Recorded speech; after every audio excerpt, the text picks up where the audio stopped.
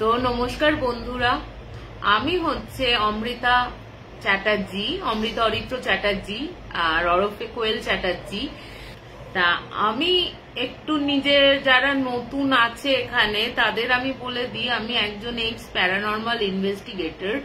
আমি paranormal society of ইন্ডিয়াতে ছিলাম 2012 থেকে 2016 অবধি। গৌরব তিওয়ারির সাথে তো কাজ করেইছি, এছাড়া নিজস্ব কিছু এক্সপিরিয়েন্সও আছে, সেইগুলোই শেয়ার করি একটু। তা আমার প্রথম ঘটনাটা একটা আনসলভ মিস্ট্রি দিয়ে শুরু করি, ঠিক আছে? এটা এখনো অব্দি কখনো মানে সলভ করা যায়নি আজ অব্দি। তা ঘটনাটা হচ্ছে 2015 সালের ইউকে থেকে। এবার আমার যে জেঠু, মানে আমি একজনকে খুব মানি, তাকে জেঠু বলেই ডাকি। উনি একজন অঘরি আর কি। তা থাকেন বেনারসে। তো ওনার কাছে না বিভিন্ন ধরনের মানে উনি কাজ করেন এইসব প্যারানর্মালের ওপর, বা যাকে বলে মানে পাতি বাংলায় বলতে গেলে একদিকে অঘরি প্লাস একদিকে ওই ভূত নিয়েও কাজ করে, মানে ওঝা টাইপের এরকমও বলতে পারেন। তা ওনার কাছে বেশ 2015-তে খবর একটা ফোন আসে বারবার করে। তা যেহেতু জেঠু অনেকগুলো কাজ নিয়ে ব্যস্ত থাকে, এছাড়া নিজেও সাধনা করেন আর কি ওখানে, তা সেহেতু না সবসময় উনি ফোনটা ধরতে পারেন না। এমনকি আমি ফোন করলেও আমিও ওয়েটিং পাই ওনার, ঠিক আছে? তা সেই ক্ষেত্রে উনি কি করেছেন, উনি দেখছেন যে রাত্রির বেলা যেহেতু ইউকেতে থাকেন, সেহেতু দিন রাতের একটা ফারাক থাকে। তো এই দিন রাতের ফারাকের জন্য ওনার কাছে রাত্রির বেলাতে বেশিরভাগটা ফোন আসতো জেঠুর কাছে। বিভিন্ন মেসেজও এসছে। মেসেজ দেখার বেশ কয়েকটা মেসেজ করার পর যখন দেখছে ফোন রিসিভ করছেন না, তখন উনি মেসেজ ছাড়তে শুরু করেন। প্রায় 20-25টা মেসেজ ছাড়ার পর উনি দেখেন যে না, সত্যি হয়তো মেয়েটার কোনো হেল্পের দরকার আছে, আমি তাকে একবার কন্ট্যাক্ট করি। এরপর উনি ওনাকে ওই নাম্বারে হোয়াটসঅ্যাপ কল করেন। হোয়াটসঅ্যাপ কল করার পরও কিন্তু উনি রিসিভ করেন না। তার যেদিন ফোন করেন সেদিন রিসিভ করেন না, তারপরের দিন উনি আবার উল্টে ফোন করেন, ঠিক আছে, জেঠুকে। এবার জেঠুকে ফোন করার পর বলছেন, কথা বলছেন এবং বোঝাই যাচ্ছে যে উনি কোনো হসপিটালের সাথে যুক্ত, মানে কথাবার্তায়। তখনও জেঠুর সাথে কিন্তু কোনো আলাপ আলোচনা হয়নি, জাস্ট কথাবার্তা শুরু হচ্ছে এবং আশেপাশের ওই অক্সিজেন নিয়ে শুনে মনে হচ্ছে উনি হসপিটালে রয়েছেন। তো মেয়েটার নাম আমি বলবো না, মেয়েটা ইউকেতে থাকে এবং মেয়েটা বড় একটা নার্সিং হোমের সাথে যুক্ত, ওখানকার হেড নার্স উনি। তা উনি বলেন আমার প্রবলেমটা, আমি একজন প্রেতাত্মাকে ভালোবেসে ফেলেছি। এবার জেঠু অবাক হয়ে যায় যে প্রেতাত্মাকে কে ভালোবাসে? প্রেতাত্মাকে ভালোবাসা যায় নাকি? যে একজন জীবিত একজন মৃত মানুষকে কি করে ভালোবাসবে? উল্টা অন্তত এইটা দেখা গেছে যে মানে আত্মারও অনেক সময় মানে যে মানুষটিকে ভালো লাগলো সেই মানুষটির ওপর হয়ে যায়। কিন্তু ইনি যে বলছেন যে আমি একজন আত্মাকে ভালোবাসি যে কিনা মৃত, সে আমার স্বপ্নে আসে, সে আমার সমস্ত কিছু করে। তা তখন জেঠু বলছে যে বেশ ইন্টারেস্টিং লাগছে, তাহলে তোমার পুরো কাহিনীটা বলো। তখন উনি বলছেন যে আমি এখন যেহেতু নাইট ডিউটিতে রয়েছি, আমি আপনাকে বাড়িতে গিয়ে কল করব। তা জেঠু বললো ঠিক আছে, আপনার সময় সুযোগ হলে অবশ্যই কল করবেন। তা এবার কল করেছে পরের দিন কল করার পর উনি বাড়িতে ছুটি নিয়েই বাড়িতে ছিলেন।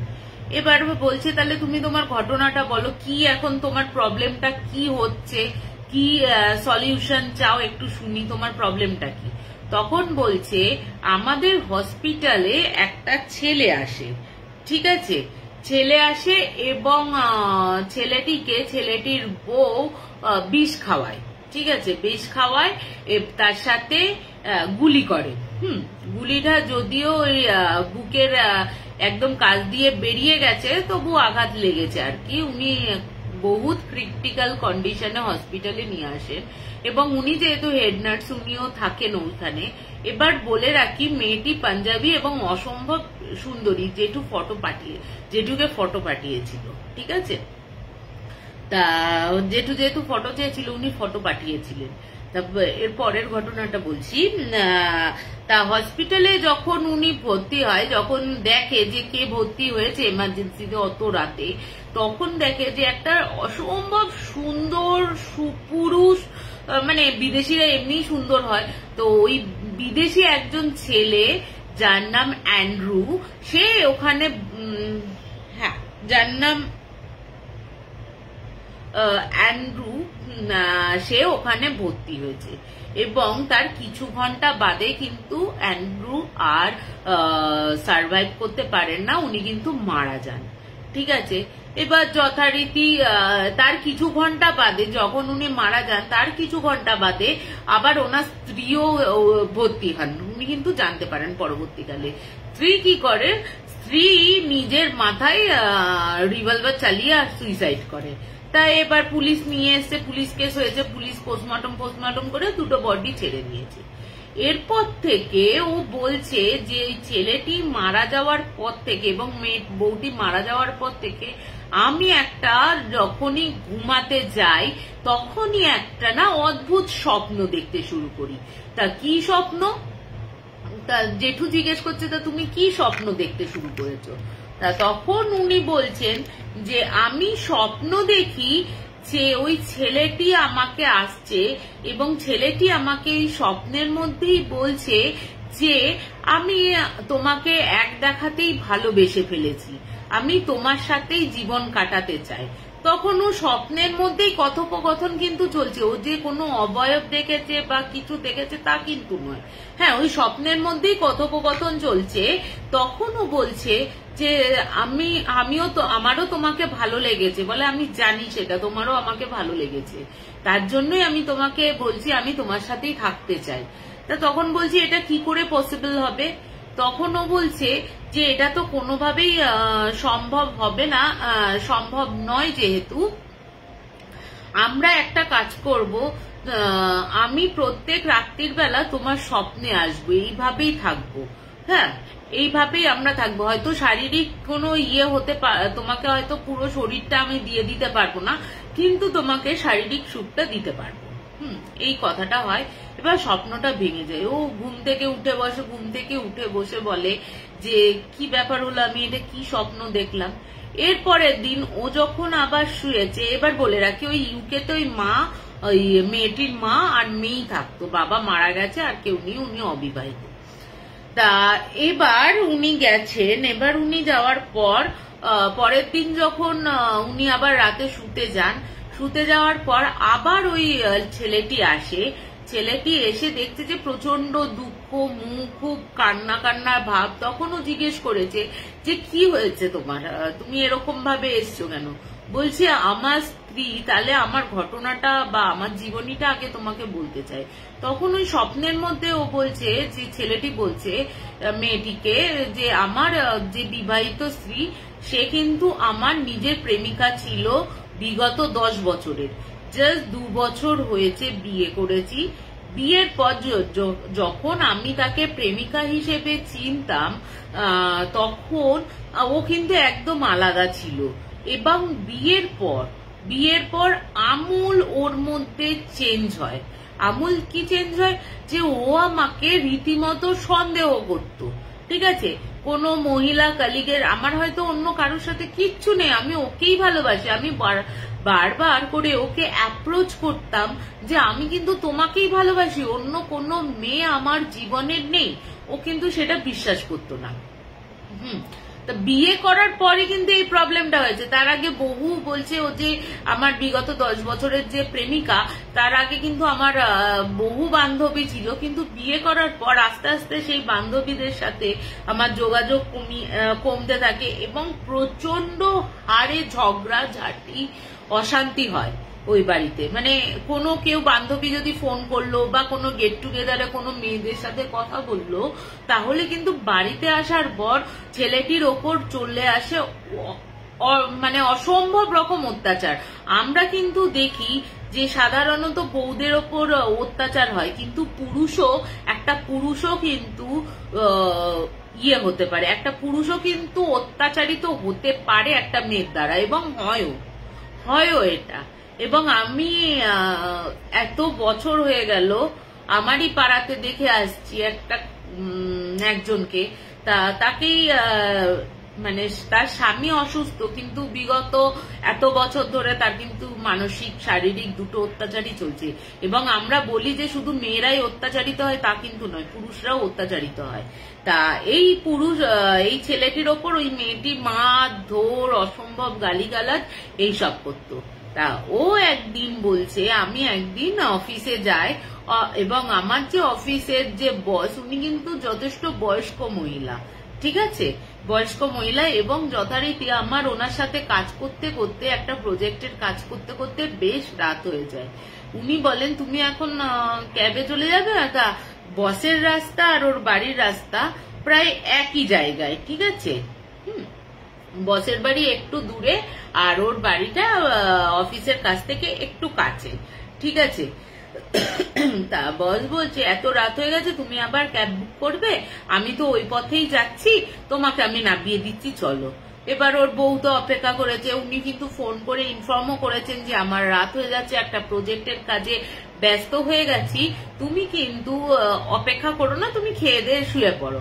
ও আসে এবং বাড়িতে যখন না পায়, ও দেখে যে জানলা থেকে ওর বউ কিন্তু দেখতে পায় যে ও একজন মহিলাকে, মানে মহিলা ওকে ছাড়তে এসছে। বাড়িতে ঢোকে, প্রথমে তো বেল মারে, বেল মারার পর দরজা খোলে না, ওর কাছে ডুপ্লিকেট কি ছিল, ডুপ্লিকেট কি থাকার পর ও কিন্তু ওই ডুপ্লিকেট কি দিয়ে দরজাটা খুলে ভেতরে ঢোকে।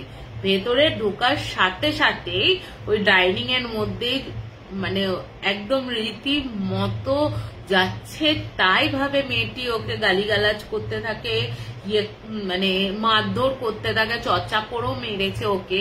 তারপরে যখন ও একটা দেখছে যে একটা ঠান্ডা ওই গ্লাস চাপা দিয়ে রাখা আছে, তা ও গেছে জলের মতন করে মানে খেয়ে নিয়েছে। তারপরে বলছে, আমার না শরীরটা খারাপ হতে থাকে এবং প্রচন্ড ঘুম পায়, মনে হচ্ছে বিছনাটা আমাকে টানছে। ও বিছনাটা শুয়ে পড়লো, বিছনায় গিয়ে। তারপরে ও বলছে, আমি দেখছি, মানে আমার চোখে তখন নেশার মতন অবস্থা, মানে আদো ঘুম, আদো অন্ধকার, আদো আলো, এরকমের মধ্যে দিয়ে আমি যাচ্ছি।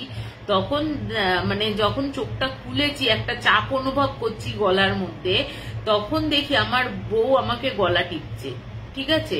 প্রথমে গলা টেপার চেষ্টা করেছে, আমি ওকে ধাক্কা মেরে সরিয়ে দেওয়ার পর ও বাড়িতে রিভলভার ছিল, রিভলভার নিয়ে এসে আমাকে গুলি করে মারে।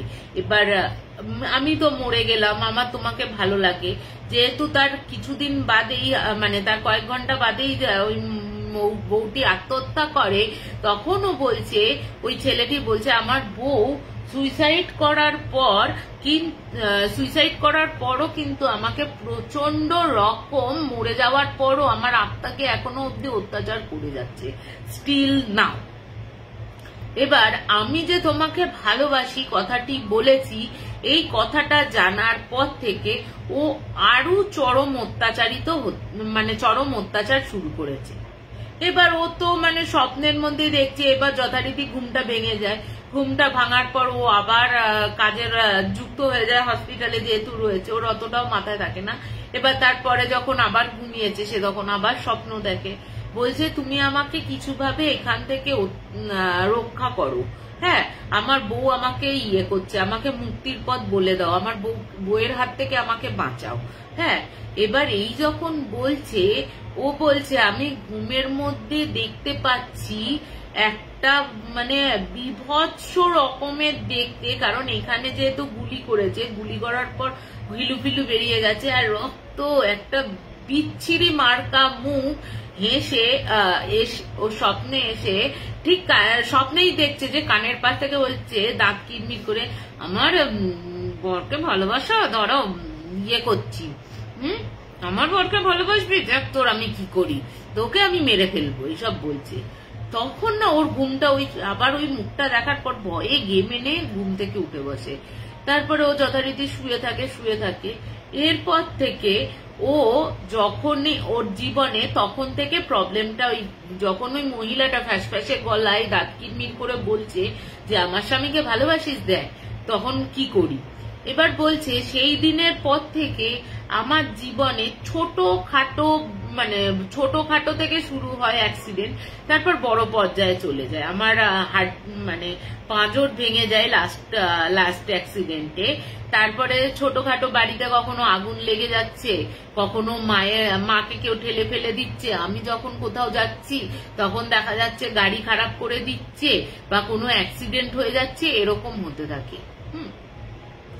এবার জেঠু তো বলছে ঠিক আছে আমি দেখছি। আবার 2 দিন অফ যায়, 2 দিন অফ দিয়ে আবার মেয়েটি ফোন করে। উনি জেঠু আবার ধরে তখন বলছে আমাকে কিছু একটা ব্যবস্থা করে দিন, আমাকে ঘুমাতে দিচ্ছে না। আমি যখনই ঘুমাচ্ছি ওই ছেলেটি তো আর আসতে পারছেই না, শুধু বলছে আমাকে মুক্তি দাও, কিন্তু খালি ওই ছেলেটির বউ আমাকে এসে ভয় দেখাচ্ছে।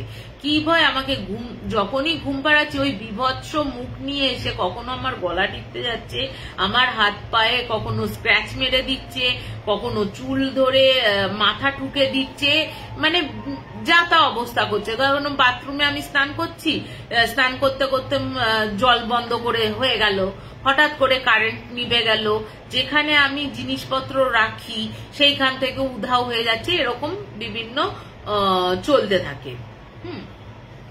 এবার উনি তখন বলছে, এবার জেঠু যখন কথা হচ্ছে এই কথাগুলোর পর জেঠু বলছে আমি না পাশ থেকে একটা ফ্যাসে গলা পুরো শুনতে পাচ্ছি, আরে ওকে বলে কোনো লাভ নেই, তুই আমার বরকে ভালোবাসিস, আমি মরে যাওয়ার পরও আমি আমার বরকে এত ভালোবাসি, ছাড়লাম না, তোকে আমি কি করি দাঁড়া, ওই লোককে বলে কোনো লাভ নেই, ও তোকে কোনো উপকার করতে পারবে না।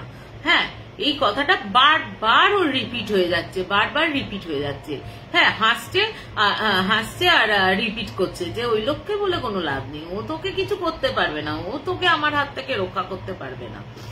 এবার উনি তখন বলছে যে আচ্ছা আপনার পাশ থেকে যে মহিলাটি কথা বলছে তাকে একটু চুপ করতে বলুন, কারণ কনভারসেশনের মাঝখানে পাশ থেকে কেউ অনর্গল কথা বলে না খুব অসুবিধা হয়ে যায় আর কি।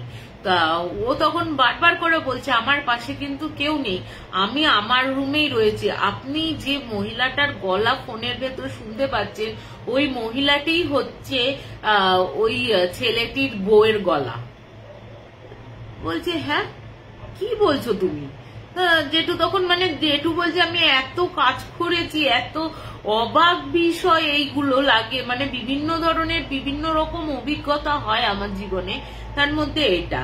হ্যাঁ, তো তারপরেও কন্টিনিউয়াসলি যতক্ষণ বলছে ফোন আমরা করলাম ততক্ষণ অবধি কিন্তু কন্টিনিউয়াসলি ওই কথাটা বলে গেল, ওকে বলে কোনো লাভ নেই, ওকে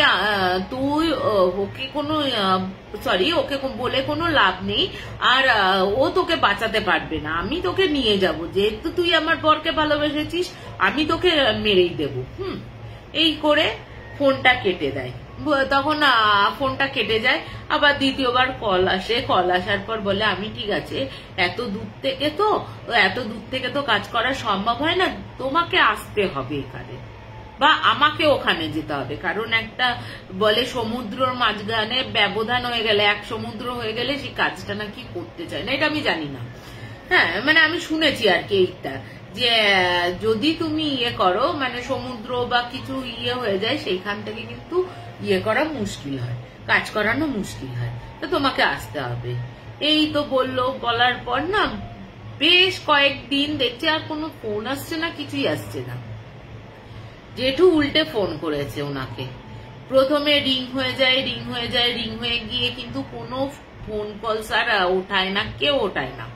পরপর বেশ কয়েকদিন ফোন করে, হঠাৎ একদিন ফোন করেছে ওই ফ্যাসে গলায়, বলছে তুই যাকে চাইছিস তুই আর কোনোদিন তাকে দেখতে পাবি না, বলে ফোনটা কেটে যায়। ও কিন্তু জেঠু কিন্তু বারবার করে ফোন করতে থাকে, যেহেতু একটা নাম্বারই ছিল বারবার ফোন করতে থাকে। পরবর্তীকালে প্রায় 1 মাস বাদে উনি যখন আবার ফোন করেন, হয়তো কোনো কাজে ব্যস্ত ছিল এই ভেবে, তা উনি যখন আবার ফোন করে দেখে কিন্তু ফোন নাম্বারটা সুইচ অফ। তা জেঠু বলছে এটা আমার কাছে আজও মিস্ট্রি থেকে গেল, যে সত্যি কি ওই মহিলাটি ওকে নিয়ে গেল, কেন ফোন কল বন্ধ হয়ে গেল, বা ফোন নাম্বারটা কেন সুইচ অফ হয়ে গেল, বা মেয়েটা বেঁচে আছে কিনা, বা মেরে ফেললো কিনা, কিছুই জানা যায়নি। আমি জাস্ট এটা আনসলভ মিস্ট্রি হয়েই রয়ে গেছে মেয়ে। তা যেটু আমাকে বলেছিল, আমার খুব কষ্ট হয়েছিল যে চেষ্টা করতে পারলাম না মেয়েটিকে কিছু একটা হেল্প করার জন্য। বললো যে আর কোনোদিনই, আমি প্রায় 1-1.5 বছর বাদে ওই নাম্বারে কল করে দেখেছিলাম, ও কিন্তু ফোনটা সুইচ অফই ছিল। তা এই হচ্ছে আমার জেঠুর একটা আনসলভ মিস্ট্রি। তা একটু বলো দেখি কেমন লাগলো। দ্বিতীয় সেকেন্ড ঘটনায় আসি। এটা একটা মানে এটাও একটা অদ্ভুত ঘটনা। মানে বাপের বাড়ির লোকও যে মানে নিজের মেয়ে, নিজের বোন, নিজের সন্তানকে মেরে ফেলতে পারে, এর একটা ঘটনা। ঠিক আছে, এটাও বেশ ইন্টারেস্টিং আমার কাছে লেগেছিল। তা নেহা বলে যে মেয়েটি আমাকে বলেছিল, নেহা, আমি থাকি অ্যাকচুয়ালি হরিয়ানাতে, 12 বছর হয়ে গেল আমি হরিয়ানার বাসিন্দা। আমি যে সোসাইটিতে থাকি, তো নেহাও সেই সোসাইটিতেই থাকে। ঠিক আছে, আগে নেহারা থাকতো হচ্ছে পাটনায়। ঠিক আছে, ও বিয়ের পর ও এখানে আসে, পরবর্তীকালে আলাপ হয় ওর সাথে। তা নেহা বলছে যে ও আমাকে ভাবি বলে ডাকে। তা বলছে, জানো ভাবি, এই ঘটনাটা বলবে? আমি বলছি হ্যাঁ বলবো, কিন্তু তুমি তো বুঝতে পারবে না কিভাবে বলছি, কারণ তোমার ল্যাঙ্গুয়েজ আমার ল্যাঙ্গুয়েজ তো সম্পূর্ণ আলাদা, আমি বেঙ্গলিতে বলবো। তাও বলেছিল ঠিক আছে তুমি বেঙ্গলিতে বলো না, তাও ভালো লাগবে আমার, তুমি যদি সোশ্যাল মিডিয়ায় এই ঘটনাটা বলো। তা এই ঘটনাটা ঘটেছিল নেহার যে স্বামী, মানে আগে যে নেহার তখন ও প্রেমিক ছিল, নেহার যে হাজবেন্ড, দাদার নাম হচ্ছে নিশান্ত ভাইয়া, তখন ওর প্রেমিক ছিল। ঠিক আছে, প্রেমিক থাকাতে তা ওদের বাড়ি যেহেতু পাটনায়, নিশান্ত ভাইয়া এখানে নয়ডাতে কাজ করার জন্য কাজ পায় এবং নয়ডাতেও চলে আসে। তা নয়ডাতে ও একটা পিজির ব্যবস্থা করে। প্রথমে ও একটা মেসে থাকতো। ঠিক আছে, মেসে যায় হয় আর কি, ওর মেসটাও খুব একটা পছন্দ হচ্ছিল না। তা ও আশেপাশে একটা ফ্ল্যাট ভাড়া করার চেষ্টা করছিল প্রথমে, কিন্তু নয়ডাতে বেশ কস্টলি এরিয়া যেহেতু, তা ও তখন ভাবছিল যে যদি পিজির ব্যবস্থা হয়, অন্তত 2 লোকও যদি থাকি তাহলে অনেকটা ঠিকঠাক থাকবো, কিন্তু এত গ্যাঞ্জামের মধ্যে আমি থাকতে পারবো না। তা ও তখন নয়ডাতেই ওর অফিসের থেকে একটু এই 5-6 কিলোমিটার দূরে একটা পিজি পায়।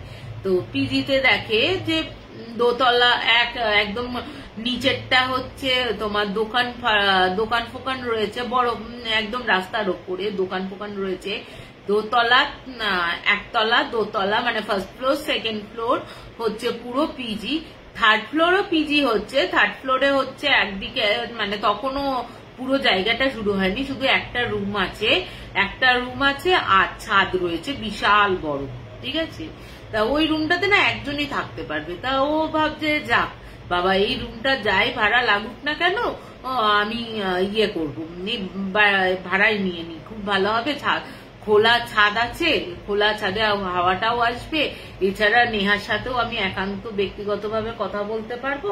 এইসব ভেবে ও তখন বাড়িওয়ালার সাথে কথা বলে। হ্যাঁ, নেহা বলছে এবার নিশান্ত ভাইয়া যখন কথা বলে চলে আসে, ওই ছেড়ে, মেস ছেড়ে চলে আসে পিজিতে, প্রথম 1-2 দিন কিছুই হয়নি।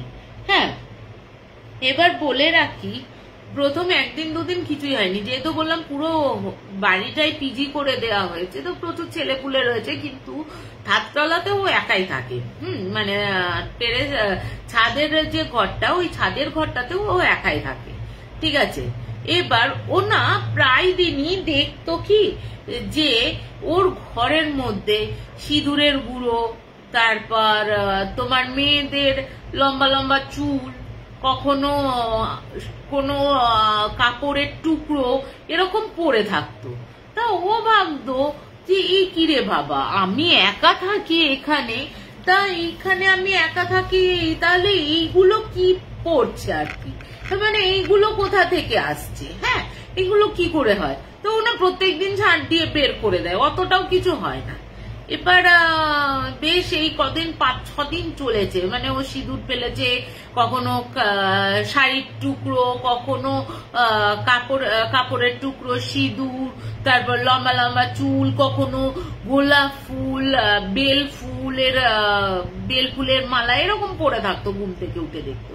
তো ও ভাবতো যে খুব হাওয়া ঝড়ফড় হয়েছে হয়তো রাতে ওই ঝড়ফড় হয়েছে, তাই হয়তো এইগুলো উড়ে ফুড়ে এসছে। অন্য তাও সন্দেহ হতো, কিন্তু ওই মনকে প্রথমেই তো আর মানে বোঝা যায় না যে এটা ভূত প্রেতের কাণ্ড। তা ও একদিন বলছে, আমি নেহার সাথে কথা বলছি ঘরের মধ্যেই, কারণ ছাদে যাওয়ার প্রয়োজন হয়নি, আমি একাই থাকি যেহেতু রুমটাতে। তা নেহার সাথে গল্প করছে, ও তখন বলছে, নিশান ভাইয়া বলছে যে আমি শুনতে পাচ্ছি কেউ যেন নুপুর পরে ছমছম করে ছাদের ওপর হেঁটে বেড়াচ্ছে। এবার যেহেতু ওটা ছেলেদেরই পিজি পুরো, তো ও ভাবছে যে এই ছমছম করে কে ইয়ে করছে। ওনা 2-3 বার চুপ করে শুনেছে। তখন নেহা ওকে বলেছে যে কি হলো, কথা বলছো না কেন, কথা বলছিস না কেন? ও তখন বলছে না রে, কিছু একটা আওয়াজ শুনতে পাচ্ছি। তারপরে ও বলছে, নিশান ভাইয়া বলছে যে আমি বিশ্বাস করবে না, আমি জানলা খুলেছি, জানলা খুলে দেখেছি, দরজা খুলে ছাদে গেছি, ওই ফোন নিয়েই গেছি, কিচ্ছু নেই, কিন্তু ওই ছমছম আওয়াজ। কখনো কোনো রাত্রির বেলা মনে হতো কোনো মহিলা না সেই হালকা সুরে কাঁদে না, একটা ভীষণ কষ্ট হচ্ছে ওরকম করে কান্নার আওয়াজ পাচ্ছে। ঠিক আছে, দাঁড়াও 1 সেকেন্ড। তারপর ও বলছে কান্নার আওয়াজ পাচ্ছে। ও কিন্তু কোনো কিছুই দেখতে পেত না, ও কিন্তু বারবার জানলা খুলে দেখার চেষ্টা করতো, ও কিন্তু কিছুই দেখতে পেত না। ও তো যথারীতি সেই সকালবেলা বেরিয়ে যেত, রাত 9টা-10টায় বাড়িতে ঢুকতো। তা ও না ওই যখন রাত 9টায় বাড়িতে ঢুকতো নিশান্ত ভাইয়া, তখন তো ওই নেহার সাথে কথা বলতে বলতে এইসব চলতো। তা একদিন বলছে নিশান ভাইয়া বলছে আমি তখন সবে নেহাকে ফোন করতে যাচ্ছি, হ্যাঁ হঠাৎ সময় দরজায় না দুমদুম দুমদুম দুমদুম করে আওয়াজ, দুমদুম দুমদুম করে আওয়াজ। কি হয়েছে দুমদুম করে আওয়াজে?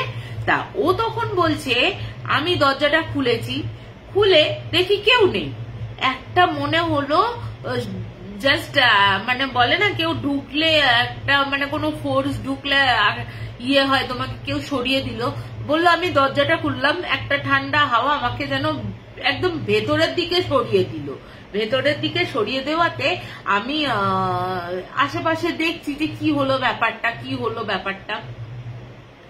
এবার বলছে যে ও এই কথাটা না ও দেখেছে, মানে সরি নিশান ভাইয়া বলছে আমি এই জিনিসটা ফিল করেছি। তা আমি অত পাত্তা ফাত্তা না দিয়ে আবার শুয়েছি।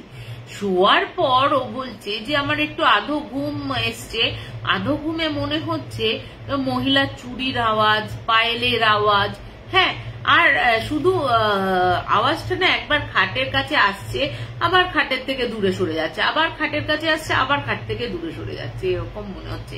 তা নিশান ভাইয়ারও অত সাহস ছিল না যে চোখটা খুলে আমি দেখি। তা একদিন ও বলছে, এর পরের দিনের ঘটনা বলছি, মানে এইগুলো কন্টিনিউয়াসলি ঘটছে ওর সাথে, হ্যাঁ তখন সেদিন ছিল রবিবার, ঠিক আছে রবিবার ছিল, রবিবার থাকাতেও ওরা অফিস কলিগ এসছে বাড়িতে। তা বাড়িতে আসার পর ও বলছে যে এত রাত হয়ে গেছে যে খানা পিনা করেছে, ইয়ে করেছে, দুই বন্ধুতে গল্প গুজব করেছে, তখন অনেকটা রাত হয়ে গেছে। তখন নিশান ভাই বলছে ওর কলিগকে, তুই আর আজকে যাস না, তুই আজকে থেকে যা, খুব ভালো মজাই হবে। হ্যাঁ তা ও থেকে যায়।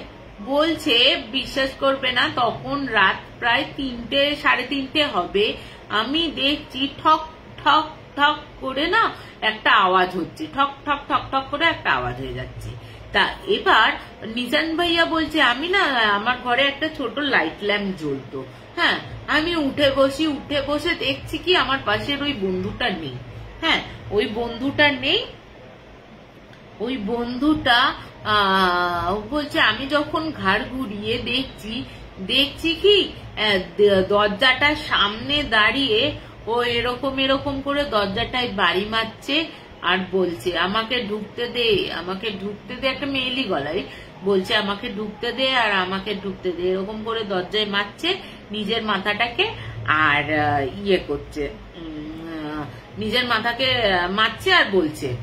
এবার ও তো তখন নিশান ভাইয়া বলছে, আমি তখন ওই দিকে তো আমি ভয় পেয়ে যাই, এবার কি হবে, এ কি রে বাবা, কি বলছে, ও তখন ধাক্কাচ্ছে, ধাক্কে বলছে কি রে তোর কি হয়েছে, এরকম করছিস কেন, মাথা ফেটে যাবে তো, এরকম ভাবে ও না মাথাটাকে এরকম করে হাতটাকে এরকম করে দিয়ে রেখেছে, হ্যাঁ, যাতে ইয়ে না পায়।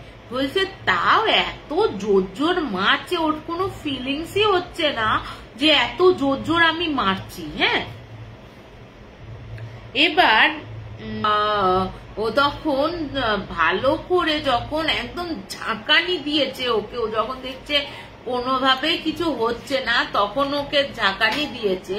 ঝাঁকানি দেওয়ার পর হ্যাঁ, ও তখন না একটু ওর ঘাড় ঘুরিয়ে এরকম করে দেখছে, হ্যাঁ, এরকম ঘাড় ঘুরিয়ে ঠিক বেঁকিয়ে বলছে আমার ঘর থেকে আমাকেই তুলে আমাকেই উৎখাত করবি, হ্যাঁ, এত বড় সাহস তোর, এরকম করে ঘাড় বেঁকিয়ে বলছে, শুধু এই কথাটাই বলছে, বলে আবার যে কেসে।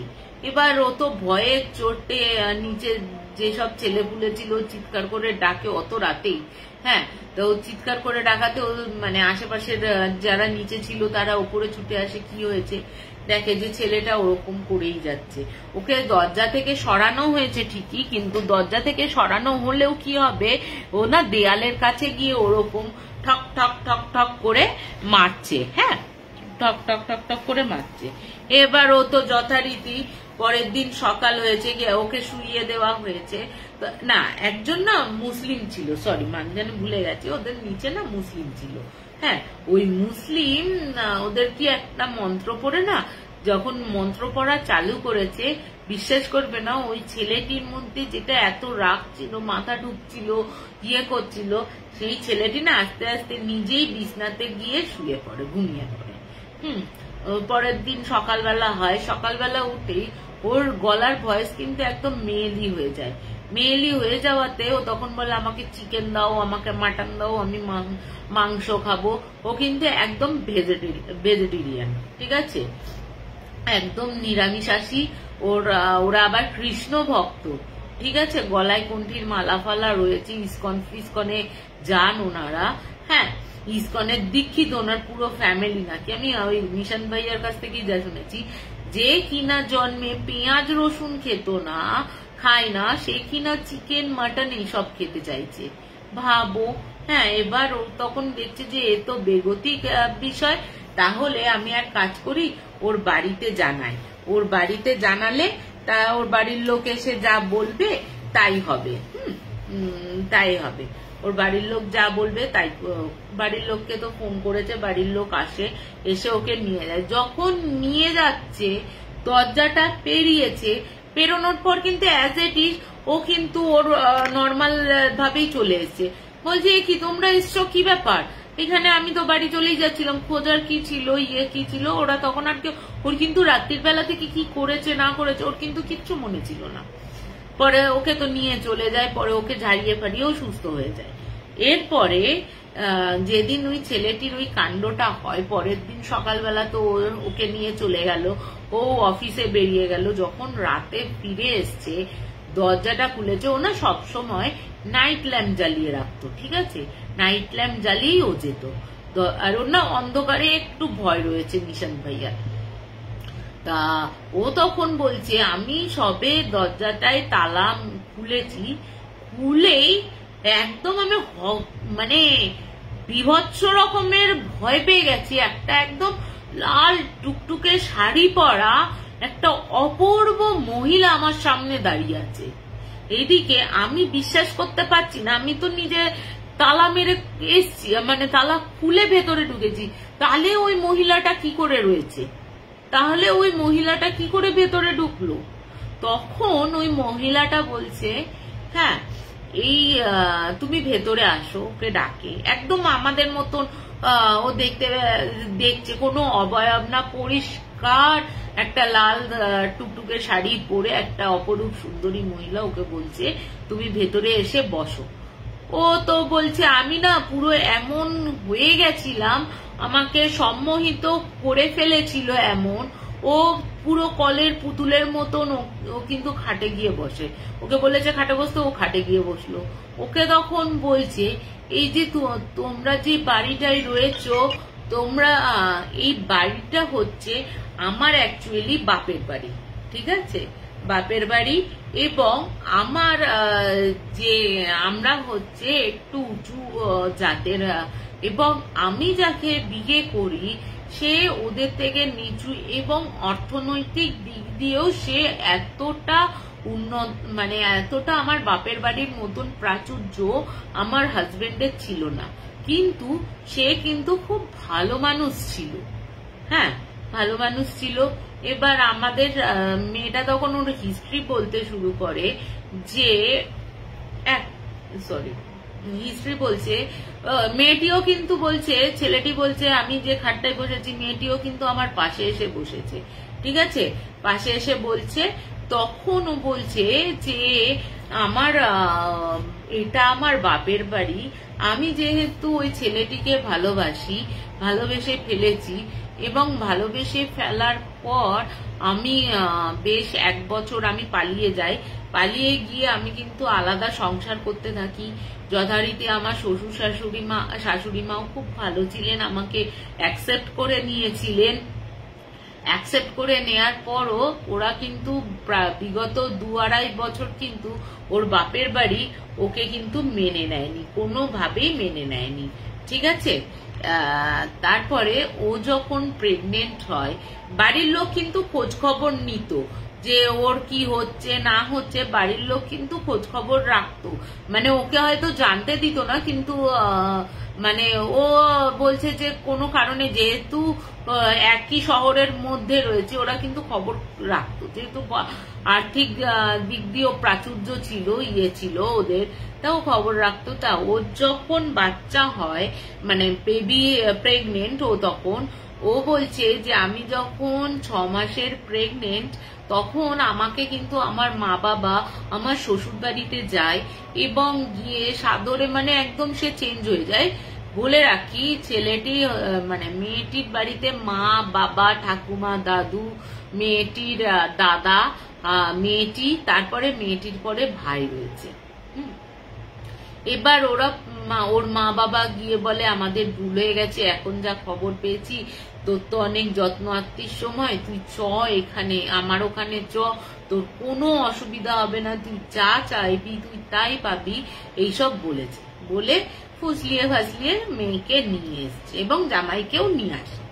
এবার যথারীতি বাড়িতে আসার পর তো দেখা যাচ্ছে যে না, মানে বিশাল খুশি, ঠাম্মা আদর করছে, দাদু ইয়ে করছে। তখন ও বলছে যে বলছে বাবা এত তাড়াতাড়ি, ওর মনেও না খটকা আসতে শুরু করে যে এত তাড়াতাড়ি চেঞ্জ হয়ে গেল মা বাবা, যে মা বাবা কিনা আমাকে দেখতে পারতো না, ইয়ে করতে পারতো না, সেই মা বাবা কি করে এতটা চেঞ্জ হয়ে গেল। ও কিন্তু ওর স্বামীকে বলছিল যে তুমি কিন্তু ওর ইয়েতে কিন্তু ভুলে যেও না, ওর কথায় কিন্তু মা বাবার বেশি ইয়েতে কিন্তু বলে যেও না। তখন ছেলেটি বলছে না তোমার মা বাবা তো ভালোর জন্যই বলছে, কোনো তো কিছু ইয়ে করছে না, তাহলে তোমার ভালোর জন্যই বলেছে, ছাড়ো না, যা হয়ে গেছে বাদ দাও না, যেটা হয়ে যায় সেটা তো, যেটা হয়ে গেছে সেটা হয়ে গেছে, তোমার মা বাবা তুমি ইয়ে করো।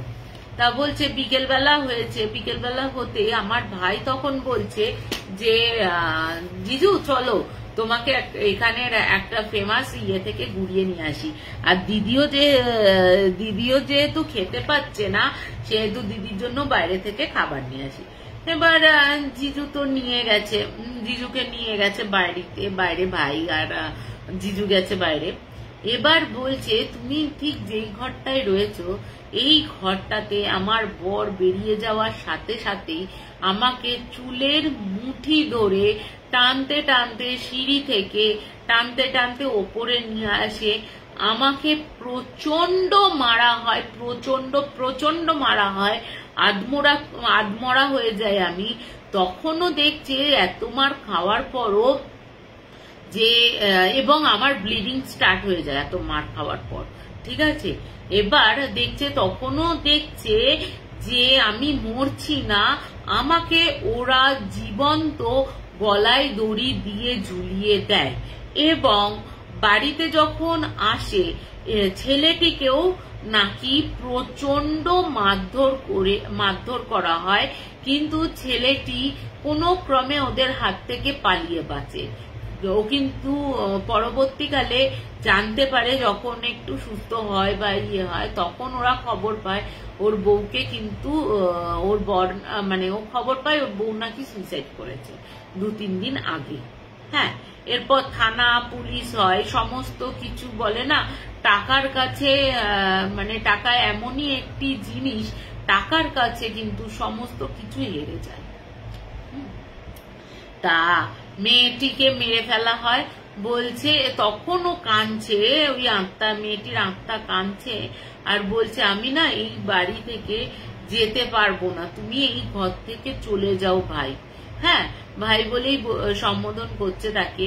তখন ও না বলছে, নিশান ভাইয়া বলছে যে রীতিমতো আমার চোখ দিয়েও জল পড়তে শুরু করে, যে এতটা মানুষ নৃশংস হতে পারে। যে বলছে, আমাকে কিন্তু শুধু আমার বাবা আর দাদা মারেনি, তার সাথে আমার মা, ঠাকুমা, দাদু, প্রত্যেকে, বাড়ির প্রত্যেকটা লোক যুক্ত ছিল, ঠিক আছে। আমাকে মারবে বলেই কাজের বউকে পর্যন্ত বাড়ি থেকে যে একজন কাজের বউ ছিল সারাক্ষণে, সেই বউটাকেও সিনেমার টিকিট কাটিয়ে বাইরে বের করে মানে সিনেমায় পাঠিয়ে দেওয়া হয়। মানে তুমি ভাবো, তখন বলছে যে ঠিক আছে আমি এই ঘরটা ছেড়ে দেবো, আমাকে 1-2 দিন টাইম দিতে হবে। তখন ও বলছে যে আমি না এই বাড়িটাই কাউকে থাকতে দিই না, আমার শ্বশুর বাড়ি মানে বাপের বাড়ির কাউকে, প্রত্যেককে আমি এই বাড়ি ছাড়া করেছি। তোমরা তো অপরিচিত, আরো যারা নিচে রয়েছে তাদের জিজ্ঞেস করবে, তারা কিন্তু আমাকে ফিল করেনি কখনো, আমি তাদের ফিল করাইনি। তুমি যেহেতু এই ঘরটাতে রয়েছো, আমার আত্মাটাও এই ঘরে রয়েছে, তাই তোমাকে বারবার বোঝাতে চেয়েছি তুমি এই ঘরটা ছেড়ে চলে যাও। মানে রীতিমতো পরিষ্কার ভাবে এরকম ভাবে কোনো আত্মা বলছে যে তুমি এইটা মানে তুমি চলে যাও। তারপরে নিশান কিন্তু প্রায় 2-3 দিন বাদে আর একটা পিজির খোঁজ পেয়ে ও কিন্তু ওই বাড়ি ছেড়ে চলে যায়। তা এই হচ্ছে একটা ঘটনা। ও মেয়েটিকে নাকি, সরি তার আগে বলে দিই, মেয়েটিকে তো মেরেইছে, প্লাস হাত পা বেঁধে নাকি ঝুলিয়ে দিয়েছিল। আর পুলিশও না দেখে টাকার কাছে হেরে গেছে, তারও কেস বন্ধ হয়ে গেছে। শ্বশুর বাড়িও, তার মেয়েটির শ্বশুর বাড়িও যেহেতু আর্থিক দিক দিয়ে মানে সচ্ছল নয়, অতটা ওদের মতন বৈভব নেই, প্রাচুর্য নেই, সেহেতু কিন্তু এখনো অব্দি মানে ওই বাড়িটা যতদিন অব্দি ছিল বলছে ওই বাড়িটা আমি কাউকে ইয়ে করতে দিই।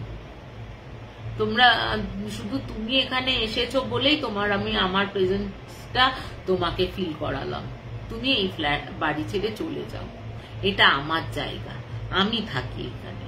মানে কতটা নৃশংস হতে পারে ভাবো তোমরা, যে একটা মেয়েকে নিজের মা, অন্তত বলে না কুসন্তান যদি হয়, কুমাতা কখনো নয়, এখন তো রীতিমতো কুসন্তানের থেকে কুমাতা পিতা প্রচুর দেখা যাচ্ছে।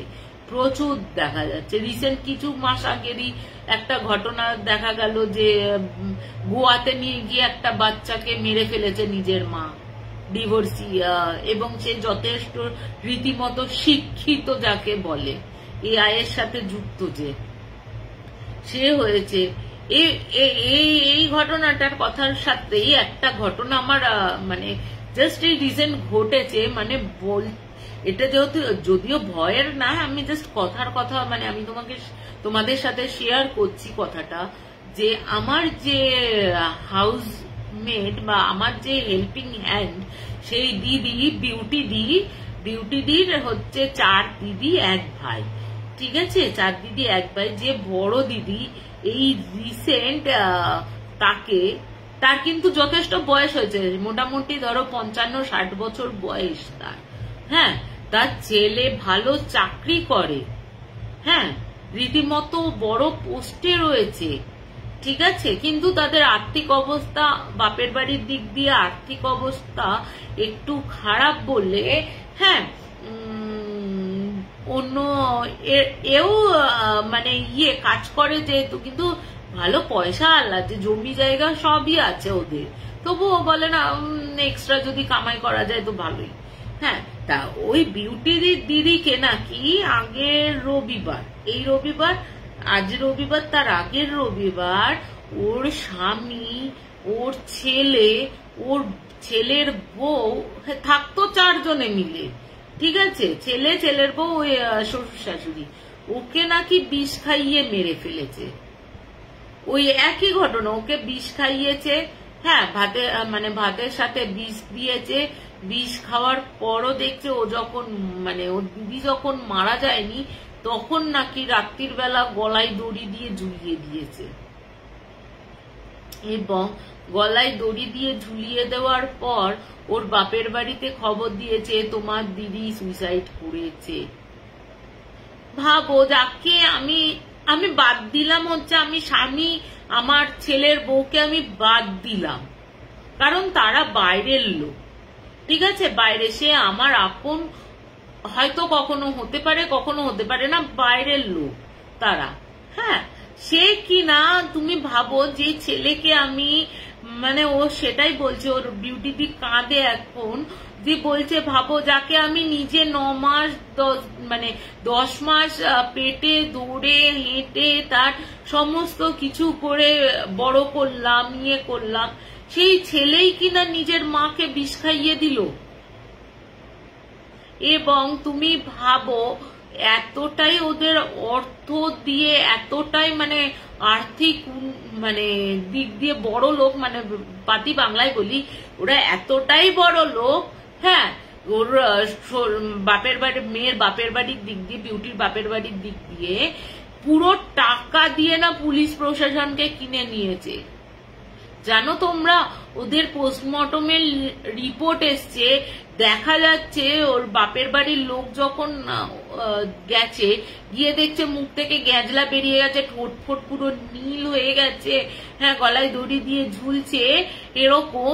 তা ও বলছে পুলিশ তো আসেইনি, সিভিক পুলিশ দিয়ে দড়ি কেটে হসপিটালে নিয়ে যাওয়া হয়, নিয়ে গিয়ে ওখানে নাকি তোমার পোস্টমর্টম করা হয়, পোস্টমর্টমে একদিন বাদে বডি পাওয়া যায়, এবং দেখা যায় ওখানে নাকি কোনো বিষ পায়নি, নর্মাল ডেথ হয়েছে।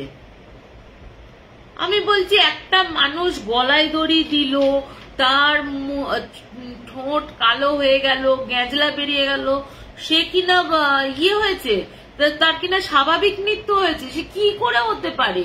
এ তো সাধারণ মানুষ, আমরা যারা জানি না পোস্টমর্টম কি বা ডাক্তারের বিষয়গুলো জানি না, সেও তো দেখে বলবে যে এটা গলায় ফাঁস দেওয়ার দাগ, জিভ বেরিয়ে গেছে যেখানে।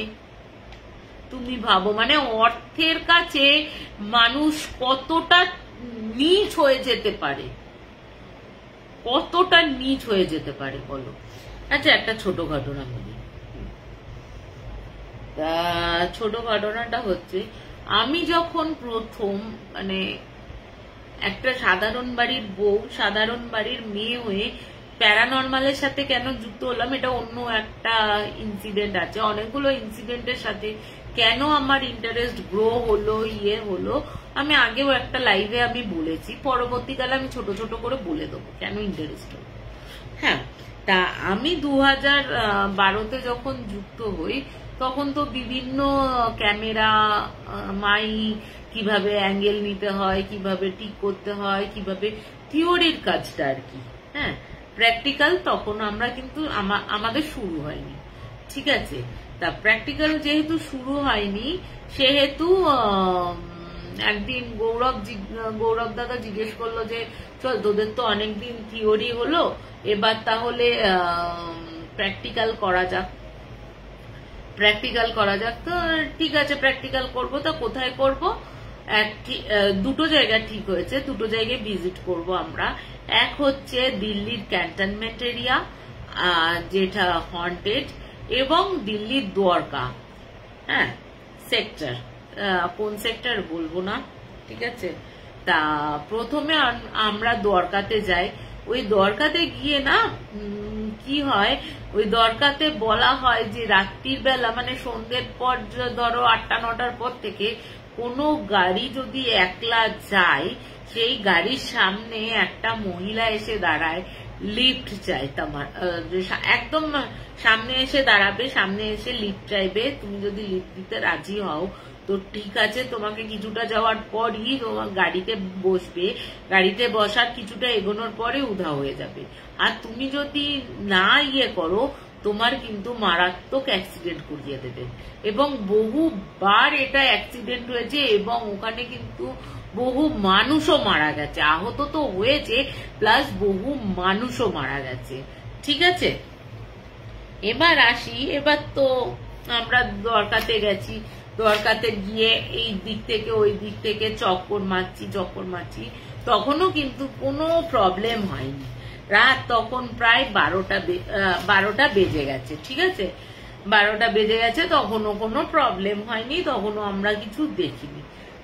আমার একটু তো ভয় লাগছে, যেহেতু আর কোনো ভয় লাগে না, পরবর্তীকালে আরো ইনভেস্টিগেশন করতে গিয়ে ভয় লাগেনি যেহেতু আমার।